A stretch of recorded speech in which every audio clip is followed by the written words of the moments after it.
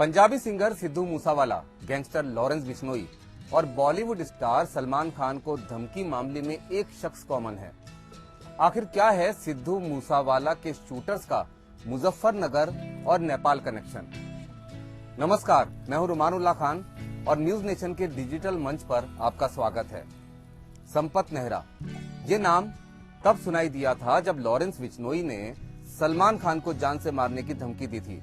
तब हरियाणा पुलिस ने संपत नेहरा को गिरफ्तार किया और ये खुलासा किया कि सलमान खान की रैकी संपत नेहरा कर चुका था। संपत नेहरा लॉरेंस बिश्नोई का राइट हैंड है, उसका शार्प शूटर है। अब सिद्धू मूसावाला हत्या मामले में दिल्ली पुलिस स्पेशल सेल ने संपत नेहरा से लंबी पूछताछ की है। इस पूछताछ में संपत नेहरा ने बताया है, जो सूत्र बता रहे हैं कि सिद्धू मूसावाला की हत्या को लेकर रेकी भी संपत नेहरा ने ही कराई थी। संपत नेहरा ने यहां तक बताया कि सिद्धू मूसावाला की हत्या होने के बाद जेल में ही उनको पता चल गया था कि काम पूरा हो गया है। इस बीच पुलिस सूत्रों से जो जानकारी मिली है उसके मुताबिक सिद्धू मूसावाला पर गोली चलाने वाले कुछ शूटर्स की पहचान कर ली गई है। कुछ संदिग्ध शूटर्स के मोबाइल नंबर की जो लोकेशन है वो नेपाल में मिली है। कुछ का मुजफ्फरनगर कनेक्शन भी सामने आया है और इसी वजह से दिल्ली पुलिस स्पेशल सेल की टीम मुजफ्फरनगर और नेपाल के लिए रवाना हो गई है।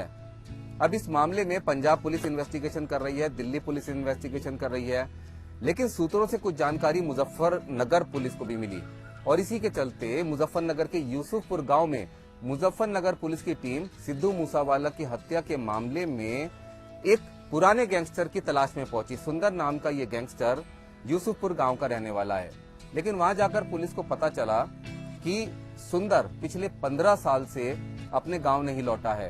2006 में उसके खिलाफ हत्या का एक मुकदमा दर्ज हुआ था, जिसके बाद वो फरार हो गया था। उसका जो पुश्तैनी घर है वो भी खंडर हो चुका है, लेकिन जो सूत्र बता रहे हैं उसके मुताबिक हथियारों का जो खरीद फरोख्त हुई थी, जो हथियारों को इस्तेमाल करने के लिए लाया गया था, वो ऐसा बताया जाता है कि मुजफ्फरनगर से लाया गया था।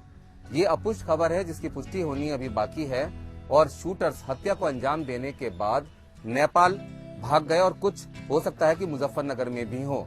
इसी वजह से लॉरेंस बिश्नोई और संपत नेहरा से पूछताछ के बाद दिल्ली पुलिस स्पेशल सेल की टीम नेपाल और मुजफ्फरनगर में डेरा डाले हुए हैं।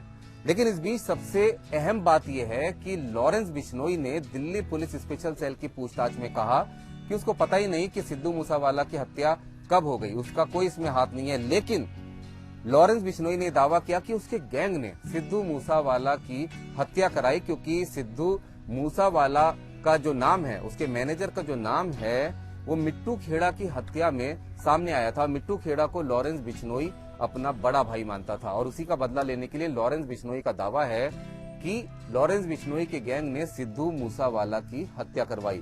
लॉरेंस बिश्नोई ने अपना पल्ला इससे ये कहते हुए झाड़ लिया कि वो तो काफी समय से जेल के अंदर बंद है, जेल मैनुअल के हिसाब से वो मोबाइल भी इस्तेमाल नहीं कर सकता और उसकी किसी से बातचीत भी नहीं हुई। फिलहाल जांच चल रही है और इस जांच से ये बात सामने आई कि इस हत्या में गोल्डी बरार पूरी तरह से शामिल है।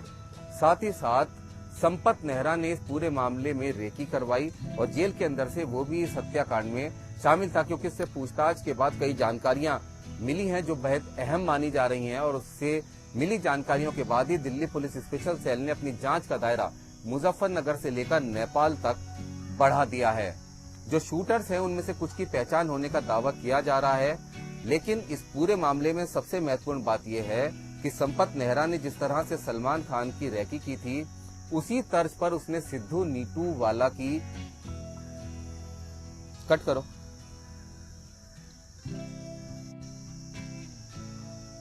लेकिन सबसे महत्वपूर्ण बात यह है कि संपत नेहरा ने जिस तरह से सलमान खान की रैकी की थी, उसी तर्ज पर उसने सिद्धू मूसावाला की रैकी भी कराई और अपने शूटर्स को वहां पर फैन बनाकर भेजा, जैसे लगे कि वो लोग सिद्धू मूसावाला के साथ अपना फोटो क्लिक कराने के लिए आए हैं और इसी तरह से रैकी कराई गई। और जब ये जानकारी इन लोगों को मिली कि सिद्धू मूसावाला अकेले ही अपनी थार गाड़ी में बिना सिक्योरिटी के निकले हैं, उसी समय प्लान को एक्टिवेट किया गया और शूटर्स ने ताबड़तोड़ गोलियां चलाकर सिद्धू मूसावाला की हत्या कर दी। एक और अहम जानकारी मिली कि जिन शूटर्स का इस्तेमाल किया गया था उसमें से ज्यादातर शूटर्स एकदम नए हैं, ताकि उनको पकड़ने में काफी परेशानी एजेंसीज को, पुलिस को उठानी पड़े। फिलहाल दिल्ली पुलिस स्पेशल सेल के साथ पंजाब पुलिस जांच में जुटी हुई है। कुछ शूटर्स की पहचान होने का दावा किया जा रहा है और उनको पकड़ने के लिए नेपाल से लेकर मुजफ्फरनगर तक पुलिस की टीमें डेरा डाले हुए हैं। आपको ये पेशकश कैसी लगी? कमेंट सेक्शन में कमेंट करके जरूर बताइएगा। नमस्कार।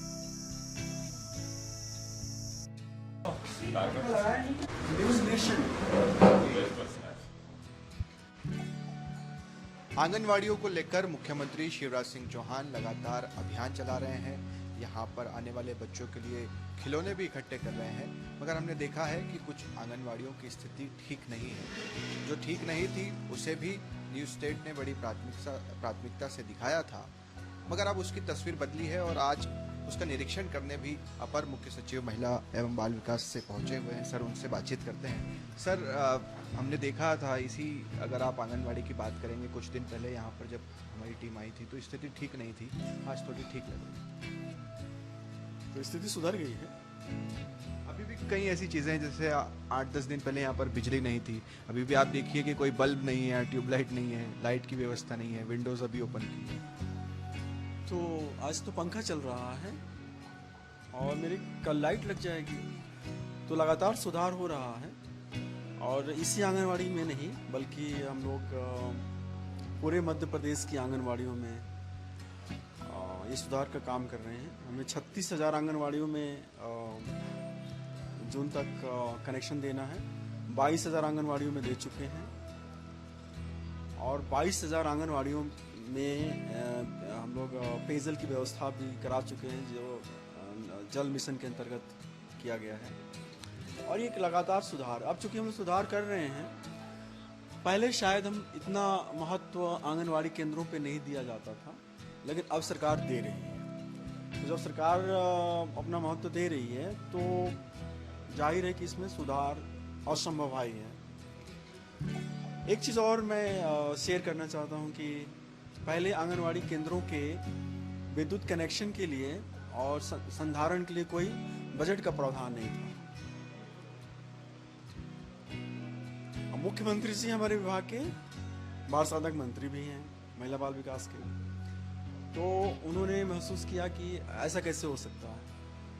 तो उनके निर्देश पे इस बार पहली बार आंगनवाड़ी केंद्रों के कनेक्शन, बिजली कनेक्शन के लिए 4 करोड़ रुपए का प्रावधान किया गया है। उसी तरह से संधारण के लिए कोई व्यवस्था पहले हुआ नहीं करती थी, तो पहली बार मध्य प्रदेश के बजट में 25 करोड़ से अधिक की राशि का प्रावधान किया गया है। इससे होगा ये कि आंगनवाड़ी केंद्र के जो भवन हैं उनमें सुधार होगा, पानी की आपूर्ति होगी, बिजली का कनेक्शन होगा और जो बच्चे यहाँ आते हैं हॉट मिल के लिए, पढ़ाई करने के लिए, उनको हम बेहतर सुविधाएं दे पाएंगे। सर, 36,000 आंगनवाड़ियों की आपने बात की, जिसमें से 22,000 में कनेक्शन जा चुका है। क्या कारण आपको लगते हैं कि इतनी देरी हुई, वो भी बिजली के कनेक्शन में? कोई कारण नहीं है, एक प्रक्रिया है। विकास एक सतत प्रक्रिया है और जिस समय में हम होते हैं उस समय में जो प्राथमिकता हमारे सामने आती है उसके अनुसार कार्रवाई होती है। तो ये कोई अंतिम कार्रवाई भी नहीं है। आज बिजली का कनेक्शन लग रहा है, पेयजल लग रहा है, दे रहे हैं, हो सकता है कि कल टेलीविज़न हो और इंटरनेट की व्यवस्था हो, तो एक प्रक्रिया है ये। और जैसी आवश्यकता निर्मित होती है उसके हिसाब से काम शुरू होता है। तो हम जिस समय में हैं, जिस समय के मोड़ पे खड़े हैं यहाँ पर, तो अभी जो तत्कालिक आवश्यकता थी बिजली की, पानी की, ये सुविधा होनी चाहिए, तो वो सारी सुविधा सरकार कर रही है। आज आपने औचक निरीक्षण इस आंगनवाड़ी का किया है, व्यवस्थाओं का जायजा लिया है, आगे भी आप इसी तरह से अलग अलग आंगनवाड़ियों में पहुंचते रहेंगे निरीक्षण के लिए? मैंने पहले भी यहाँ पर आंगनवाड़ी केंद्रों में पहुँचा हूँ और लगातार हम लोग पहुँचने की कोशिश भी कर रहे हैं। हमारे पहुँचने का मतलब ये नहीं देखना है कि क्या गलत है, हमारे पहुँचने का मतलब ये देखना है कि शासन ने जो निर्देश दिया है उसका क्रियान्वयन किस प्रकार से हुआ है, ठीक ढंग से हुआ है कि नहीं हुआ है। तो यहाँ पर जो रिपोर्टिंग थी कि बिजली कनेक्शन नहीं है और पेयजल की व्यवस्था नहीं है, वो सारी चीज़ें यहाँ पर हैं, दुरुस्त हैं। और मैं आशा करता हूँ कि सारे आंगनबाड़ी केंद्रों में इस तरह की व्यवस्थाएं नज़र आएंगी कुछ दिनों में। और जो हमारा एडॉप्ट आंगनबाड़ी का कार्यक्रम चल रहा है, मुझे उम्मीद है कि अब आंगनबाड़ी